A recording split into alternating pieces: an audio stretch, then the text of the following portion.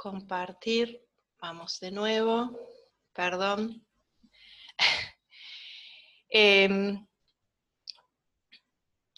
Decíamos que en la clase pasada vimos crecimiento, la unidad de crecimiento, y comenzamos ahora con la unidad temática del programa que estudia los diferentes factores que afectan crecimiento y desarrollo. Nosotros vamos a ver hoy las hormonas vegetales, que son los principales factores de regulación, digamos. Vamos a ver mañana el factor luz sobre procesos de morfogénesis. Y luego vamos a ver factores ambientales que pueden producir estrés. Vamos a ver estrés abiótico en las plantas.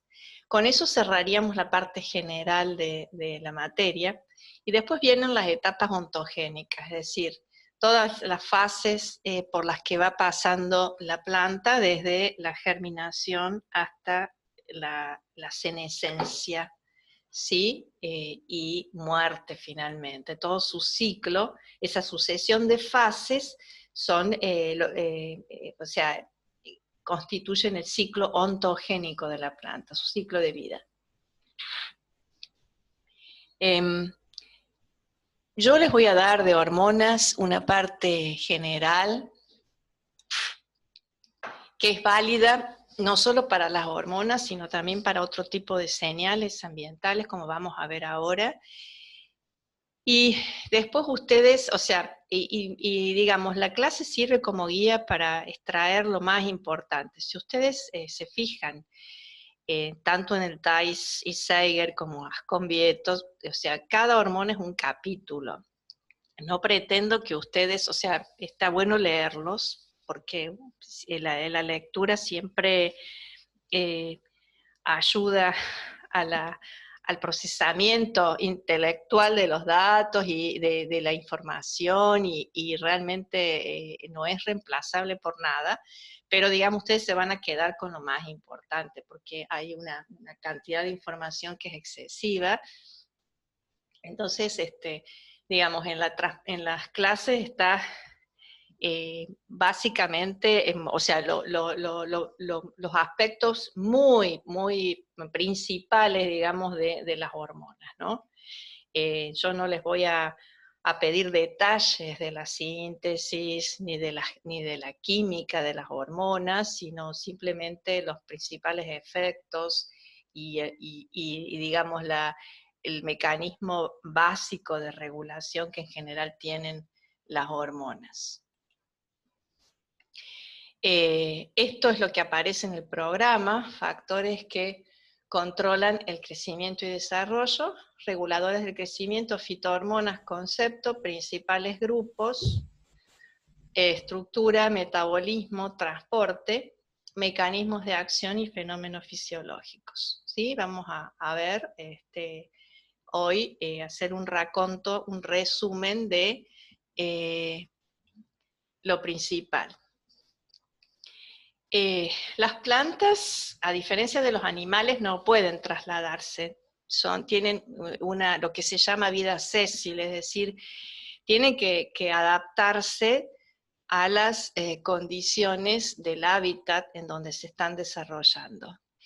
Y siempre están en interacción permanente con el medio en donde se desarrollan. Entonces, todos estos factores son los factores que tienen incidencia en la planta. Son millones de factores, un montón.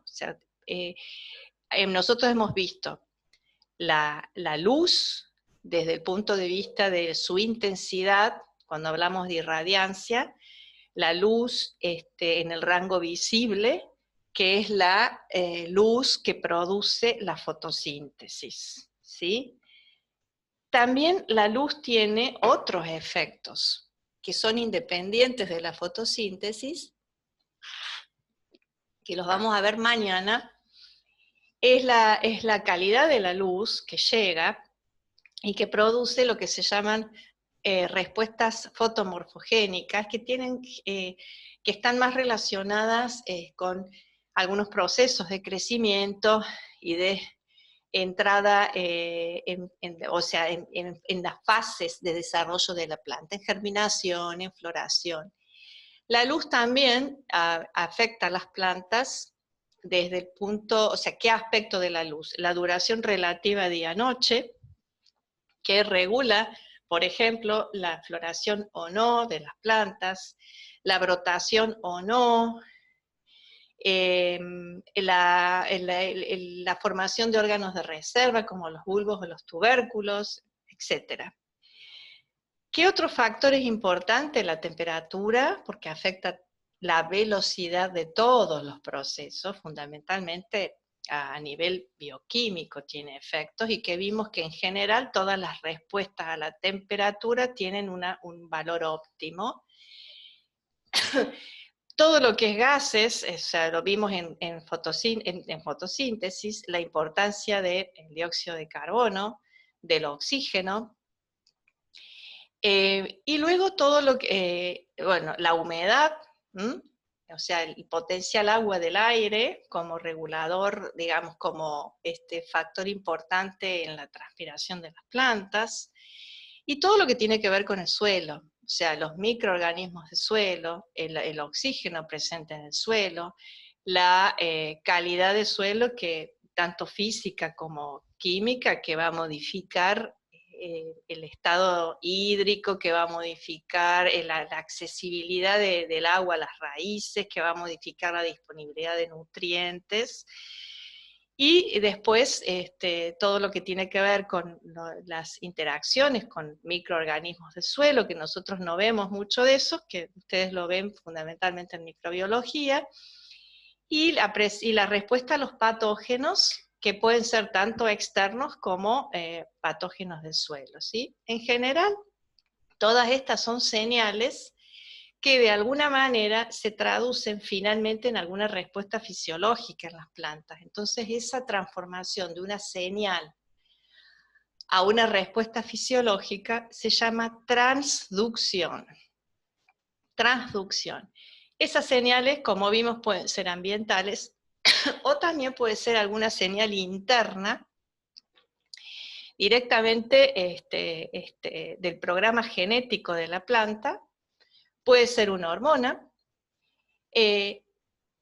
y cómo se produce esa transformación de una señal a una respuesta, cómo se produce la transducción, porque esa señal de algún modo interactúa con moléculas receptoras.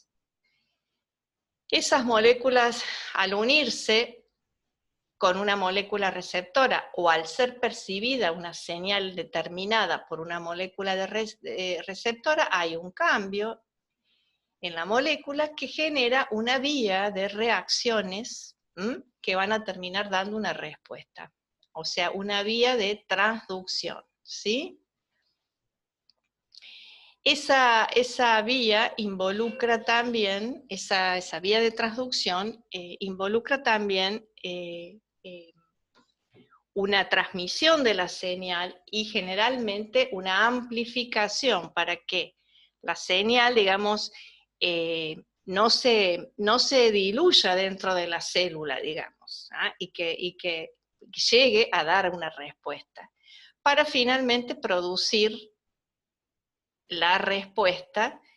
Y luego que se alcanza un nivel de respuesta determinado, hay mecanismos de retroalimentación que hacen que se produzca, que se restablezca la molécula receptora, ¿sí?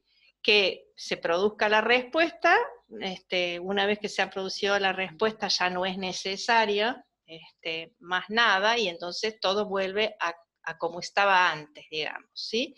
Por diferentes mecanismos. Esto es un poco la explicación de la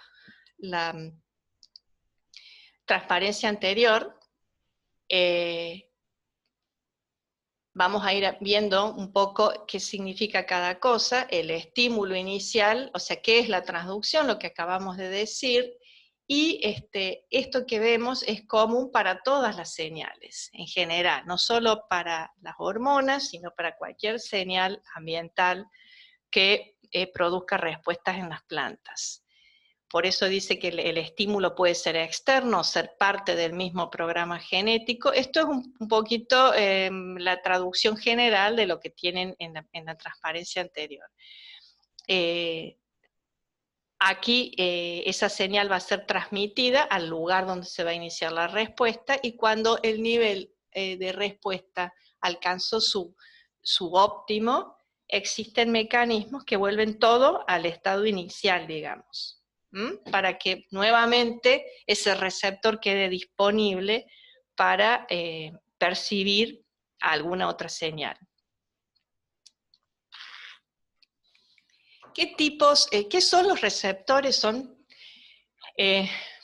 moléculas, a veces son canales que hay en la célula, generalmente están a nivel de membranas, todo el sistema de membranas, membrana plasmática, en la membrana del núcleo, en las membranas internas, que pueden ser en los orgánulos con membranas, en el retículo endoplásmico, y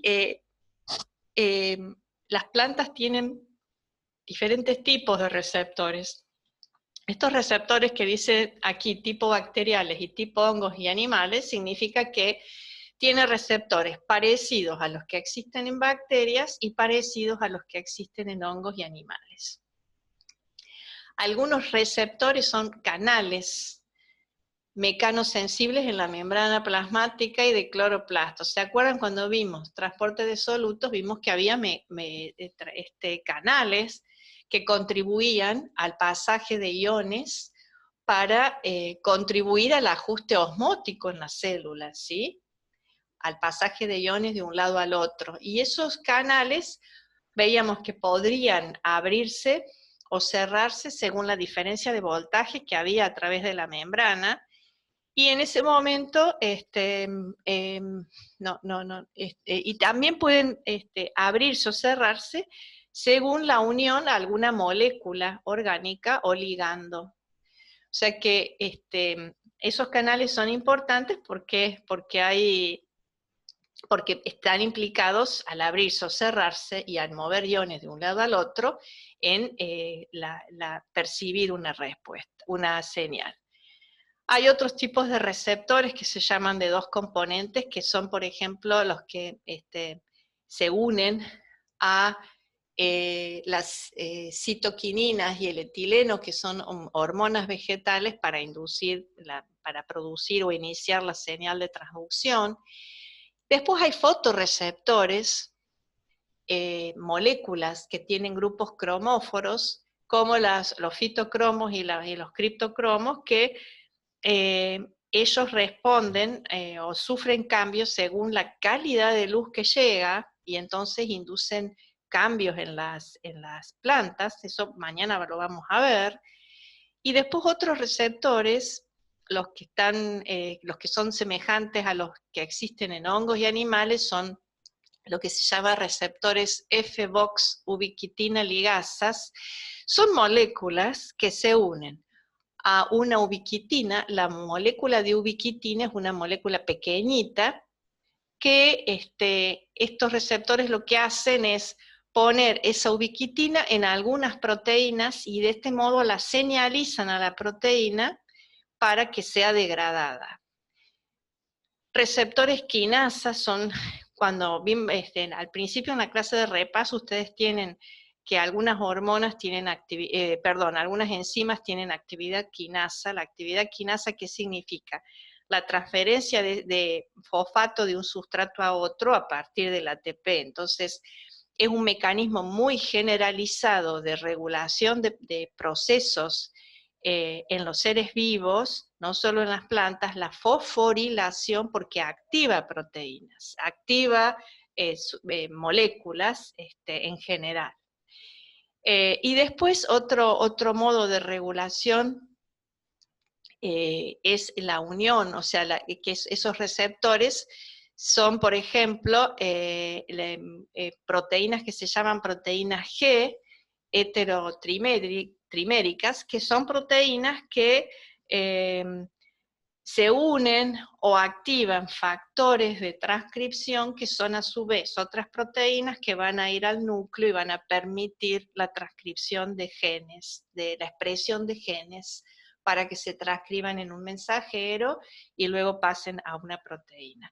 Estos son todos mecanismos generales que son importantes en las rutas de señalización internas. Son muy complejas y digamos que la fisiología vegetal en los últimos años está trabajando a este nivel, o sea, de genoma y de señalización, de vías de señalización, o sea, cómo ese genoma se expresa por una señal ambiental o interna, y lo hace justamente porque hay vías que transforman esa señal en una respuesta biológica. Dijimos que luego que ese receptor era activado o que se unía a la señal de alguna manera, se iniciaba la vía de transducción, y que en esa vía era importante amplificar la señal para que llegara al sitio de respuesta, porque si el receptor está en membrana y se tiene que transcribir un gen, o sea, tiene que haber, digamos, de alguna manera, una amplificación de esa señal para que efectivamente llegue a producirse la respuesta, digamos, para que no se diluya en el medio. Entonces, algunas maneras en que la célula amplifica la señal es, por ejemplo, usando las proteínas de tipo MAP-PK, que son proteínas activadas por mitógenos, se llaman, que a su vez son otras sustancias que estimulan la división celular. No importa, no lo vamos a ver al detalle químicamente, sino estas proteínas que hacen, se van fosforilando en cascada, como si fueran pasándose una pelota unas a otras. Entonces, se van fosforilando y se van activando, o sea, una se fosforila, le transfiere el fosfato a la siguiente proteína que se fosforila y se activa, esa le va pasando a la otra, y así hasta que llega a la célula blanco, donde se va a producir la respuesta. Y la otra vía de amplificación es la producción de segundos mensajeros. Generalmente se habla de que las hormonas son los primeros mensajeros o mensajeros químicos implicados en la producción de respuestas fisiológicas. Y también hay segundos mensajeros que amplifican esta señal y ayudan a que no se diluya en la célula. Son en general moléculas pequeñitas o iones que aumentan su concentración y actúan en esta vía de transducción. Y un ejemplo que es muy importante en las plantas es el calcio. El ion calcio, si recuerdan de nutrición mineral, veíamos que el calcio está en concentraciones muy pequeñas en el citoplasma y está muy regulada la concentración de calcio. Justamente, ¿por qué? Porque actúa como un mensajero secundario. Entonces, una mínima variación en la concentración de calcio genera una serie de respuestas, ¿sí? Hay canales de calcio que están reguladas por diferencias de voltaje, como decíamos recién, a través de la membrana, o porque se unen a una molécula orgánica que se llama ligando, y se abren o cierran. Y cuando aumenta el calcio, hay una serie de proteínas que pueden unirse a él, ser activadas y generar una respuesta. La principal es la calmodulina, y después hay otras proteínas tipo calmodulina, o estas que tienen acá señaladas, quinasas dependientes de calcio, o de calcio calmodulina, o proteínas tipo calcineurina B. no importa cuál, pero cualquiera de estas proteínas se une al calcio y seguramente va a activar una proteína reguladora o activar un factor de transcripción, etcétera, etcétera, que va a contribuir a la transformación de la señal en una respuesta. ¿Está hasta aquí? ¿Me escuchan? Sí, profe. Ah, bueno. Otro mecanismo de amplificación de la señal pueden ser los cambios de pH en citoplasma o pared celular, aunque el citoplasma está muy bufferizado, con lo cual hay cambios que son pequeños, e incluso esos cambios pequeños pueden desencadenar algún cambio en alguna molécula que intervenga en la vía de señalización. Después están las especies reactivas de oxígeno, que ocurren en los lugares donde hay reacciones redox, por ejemplo, en procesos de fotosíntesis o en la cadena transportadora de electrones mitocondrial, en la respiración, en peroxisomas, que son orgánulos donde se produce oxidación. Entonces, ¿qué ocurre con estas especies reactivas de oxígeno? En general es oxígeno que no está reducido del todo, o sea, el oxígeno en su máximo estado de reducción está como oxígeno gaseoso. ¿Ah? Cuando está parcialmente reducido forma radicales, que se llaman radicales libres o especies reactivas de oxígeno, porque son muy reactivos, porque atacan fosfolípidos en la membrana, y son muy complicados a nivel de células, son muy tóxicos, pero estos tienen un efecto dual, porque así como son tóxicos, en algunos casos se sintetizan y son como señalizadoras o amplificadoras de esta vía que se está produciendo en la célula en respuesta a una señal, y a veces intervienen intervienen en estas respuestas de transducción, en estas vías de transducción. Y después hay otras moléculas pequeñas que también actúan como el calcio, como mensajeros secundarios.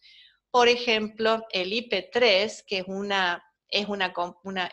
esta molécula, inositol 1,4,5-trifosfato. El IP3, por ejemplo, es una molécula que interviene mucho en unirse, uniéndose a canales y produciendo la apertura o cierre de los canales. Cuando nosotros decíamos canales regulados por diferencia de voltaje o por ligandos, uno de estos ligandos es el inositol fosfato. O sea, esto a modo general, como una señal es transformada en una respuesta fisiológica en una planta. Dentro de estos mensajeros químicos que producen, son como un nexo entre la información genética, lo que tiene como genoma la planta, y las señales ambientales, tenemos a las hormonas vegetales o fitohormonas.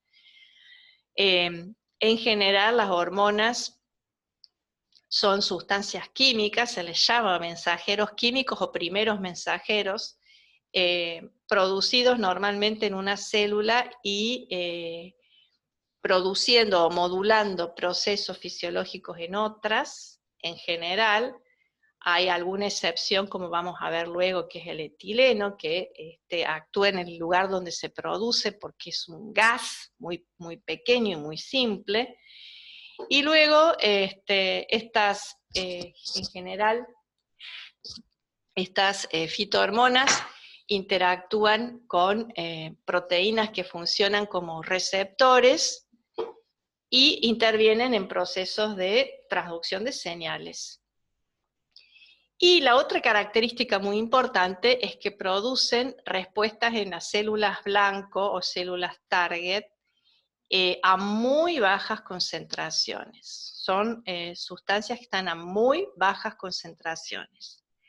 El mecanismo general por el cual actúan las hormonas es que la hormona se sintetiza por alguna señal ambiental o por o por activación de algún programa genético, se sintetiza, se transporta al sitio de acción, en el sitio de acción se une con alguna molécula receptora y se genera la transformación de ese aumento de síntesis de hormona en alguna respuesta. El nivel de respuesta comanda si se sigue produciendo hormona o si ya es suficiente, y entonces existen diferentes mecanismos por los cuales deja de ser activa la hormona y se termina la respuesta, ya sea porque se compartimentalice, se mueva de un compartimento a otro en una célula, se conjugue, o sea, se une a alguna otra molécula, y en general todas las hormonas son activas solas. Cuando están unidas a algún otro tipo de moléculas, dejan de ser fisiológicamente activas, o se degradan, o se mueven a algún otro lado, ¿sí? Entonces, eso hace que estos mecanismos contribuyen a que se inhiba, una vez que se ha alcanzado la respuesta, mecanismos de feedback negativo, nuevamente vuelven la hormona a su concentración inicial. Aquí tienen explicada en palabras lo que dice la diapositiva anterior, se los he agregado porque, bueno, facilita a ustedes el estudio, sobre todo a los que no pueden acceder ahora a la clase. Entonces, es lo que dice aquí. Queda menos de un minutito, entonces esto es lo que a nivel, generalmente la mayoría de las hormonas actúan a nivel de transcripción o de post-transcripción, pero fundamentalmente de transcripción, es decir, ¿qué es eso? Regulando la expresión genética, la expresión génica, es decir, hacen que se exprese o no un gen, y entonces se va a transcribir o no en un mensajero, que después se va a traducir en determinada proteína. O sea, ese es el principal mecanismo de regulación que tienen todas las hormonas en general, actuar a nivel genético, a nivel de transcripción. En algunos casos puede ser de post-transcripción. Las principales